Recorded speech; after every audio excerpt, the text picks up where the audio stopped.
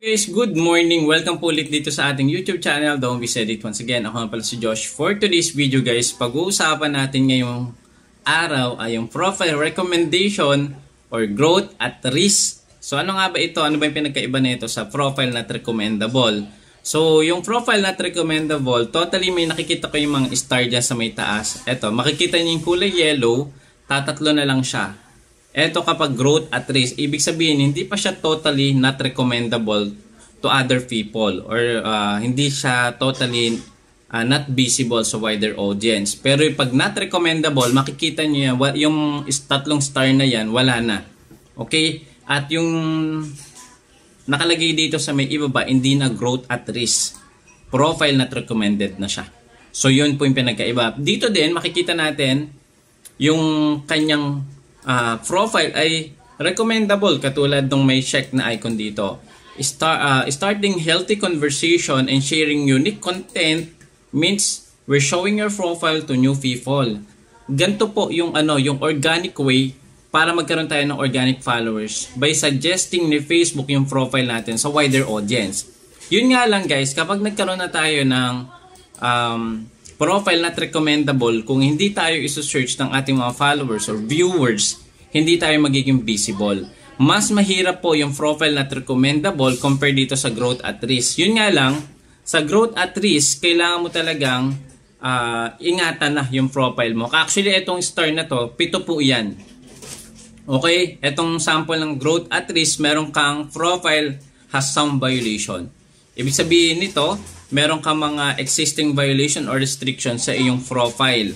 Ano nga ba yung mga reason kung ba't nagiging not recommendable tayo? Pinag-usapan natin to sa ating previous video. Kung hindi mo pa napapanood, please panoorin mo. Ito yung ating thumbnail. Ayan, i-click mo yan, hanapin mo yan. Or sa susunod na video, panoorin mo yan.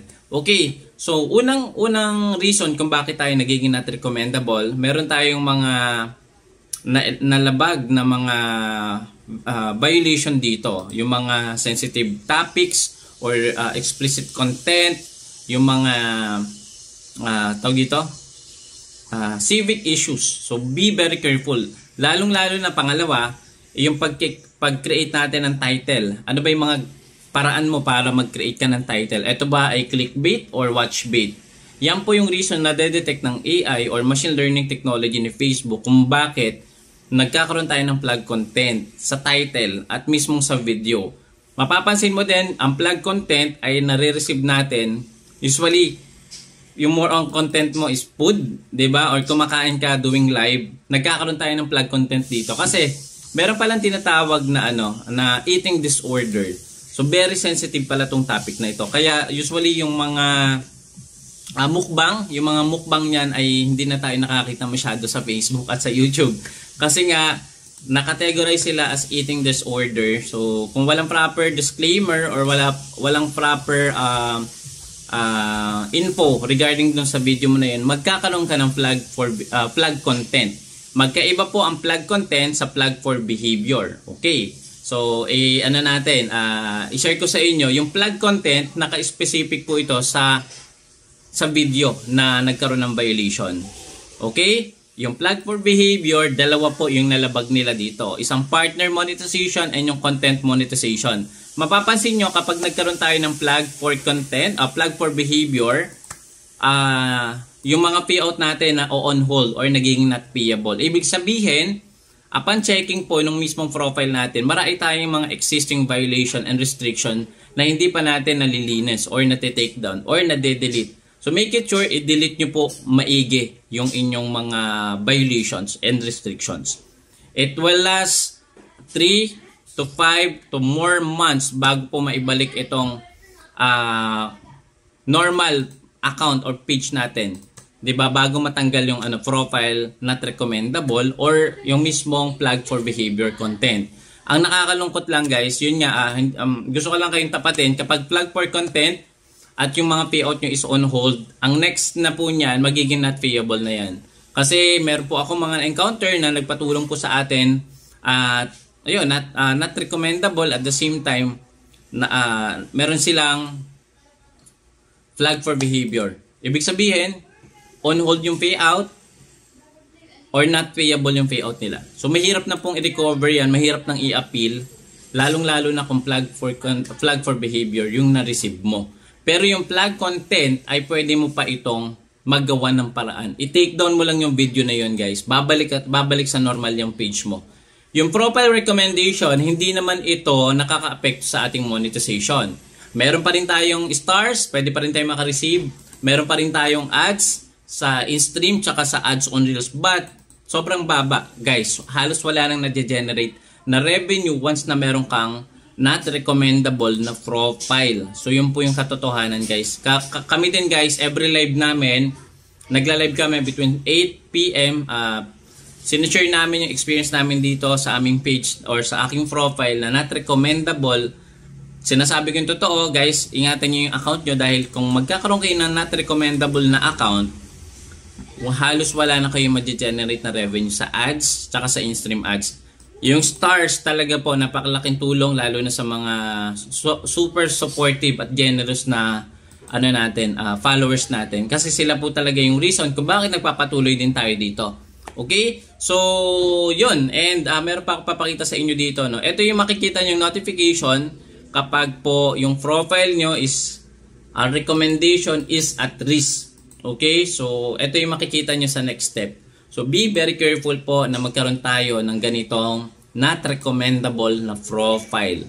Mas mahirap po ito dun sa flag content, guys. Kasi sa flag content, nade-delete. Pero itong not recommendable as of now, wala pa rin tayong update kung paano nga ba ito i-remove. Even guys, yung customer support, hindi masyadong reliable kung paano yung gagawin nila dito.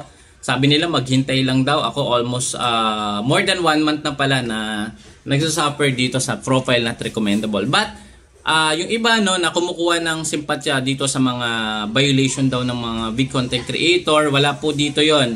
Lahat po tayo, even newbie, even matagal ka na dito, once na-detect ni Facebook or ni Meta yung mga violation or restriction nyo sa page nyo, pwede tayong makareceive na ito. It doesn't matter kung anong ginagawa ng big creator na to, nagla-live sila ng ganyan, meron silang mga promotion.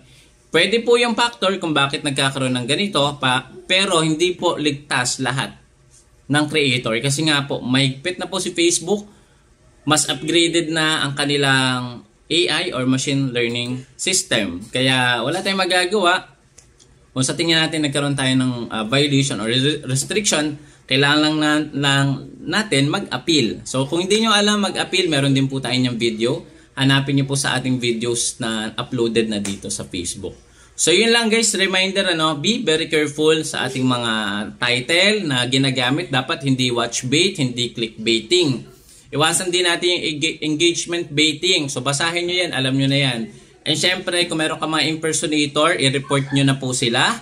At kung meron ka mga existing na violation sa inyong account, i-check nyo, i-delete nyo lahat na may mga copyrighted issue, yung may mga limited original content. Pag limited original content, baka may mga logo dyan mula sa other platform. So yun po yung nagiging limited originality of content. Baka may mga watermarks, di ba? Baka meron kayong mga audio, or kung nagdadabing ka, baka sikat yun na dub mo na video or audio. So isa din po yan sa reason kung bakit nagkakaroon tayo ng limited originality of content. So yun lang guys, sana nagkaroon kayo ng kalinawan kahit konti. And kung nagustuhan mo to, please consider subscribing and hit the notification bell para every time na meron tayong update dito kay Meta or kay Facebook, manonotify po kayo agad. See you again next time. Bye-bye!